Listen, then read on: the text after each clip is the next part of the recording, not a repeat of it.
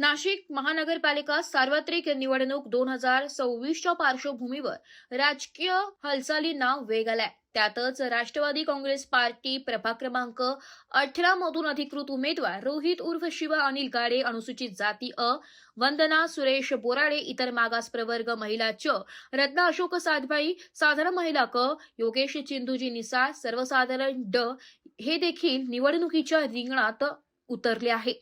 राष्ट्रवादी काँग्रेस पक्षाचे अजितदादा पवार गट सहयोगी आणि ज्येष्ठ काँग्रेस नेते योगेश निसळ म्हणाले की नुकत्याच झालेल्या विधानसभा निवडणुकीत राष्ट्रवादी काँग्रेस पक्षाला महाराष्ट्रात ऐतिहासिक आणि प्रचंड विजय मिळवून देणारा गुलाबी रंग आता स्थानिक निवडणुकांमध्येही वापरला जाईल. त्यांनी स्पष्ट केलंय की गुलाबी रंग हे केवळ निवडणूक चिन्ह नाही, तर ते महिला, मुली, कामगार वर्ग आणि तळागाळातील कार्यकर्त्यांच्या आत्म्याचे प्रतीक बनलंय. विधानसभा निवडणुकीत या रंगाला प्रचंड जनतेचा पाठिंबा मिळाला, ज्यामुळे राष्ट्रवादी काँग्रेस पक्षाला अभूतपूर्व यश मिळालंय. योगेश निसाळ यांनी विश्वास व्यक्त करताना सांगितले की आमच्या मतदारसंघात प्रचाराच्या सकाळपासून प्रचाराच्या शेवटच्या क्षणापर्यंत आमच्या प्रिय भगिनी, महिला कार्यकर्ते आणि संपूर्ण पॅनल एकत्रित येऊन गुलाबी थीमसह प्रचार करतील. हे पॅनल निश्चितच भरघोस विजय मिळवेल. त्यांनी पुढे सांगितले की पक्षाची खरी ताकद त्यांच्या कार्यकर्त्यांमध्ये, जे नेहमी जनतेसाठी उपलब्ध असतात, जमिनीशी जोडलेले असतात आणि प्रत्येक परिस्थितीत त्यांच्या सुखदुःखात त्यांच्यासोबत उभे राहतात. यावेळी त्यांनी रत्नाताई साधभाई, वंदनाताई बोराडे, रोहित उर्फ शिवा गाडे यांच्यासह सर्व समर्पित कार्यकर्त्यांचा विशेष उल्लेख केलाय आणि सांगितले की त्यांचा सतत संपर्क, संघर्ष आणि कठोर परिश्रम यामुळे पक्षावर जनतेचा विश्वास निर्माण झालाय.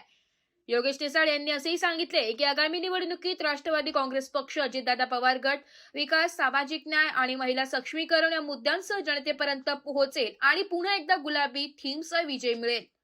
संपूर्ण महाराष्ट्रामध्ये अजित पवार यांनी गुलाबी रंगाची गाडी चालवत प्रचार केले होते. महाराष्ट्राने भरभरून यश आपल्या राष्ट्रवादीला. आपण देखील गुलाबी रंगाची गाडी चालवत प्रचार सुरुवात केली आहे, काय सांगा?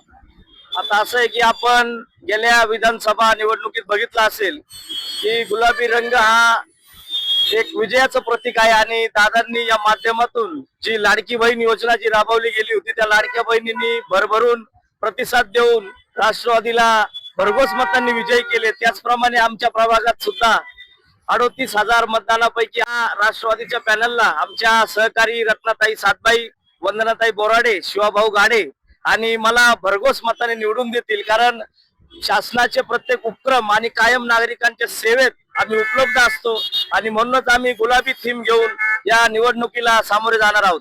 धन्यवाद. वृत्तसंकलन विभाग, एबी न्यूज, नाशिक.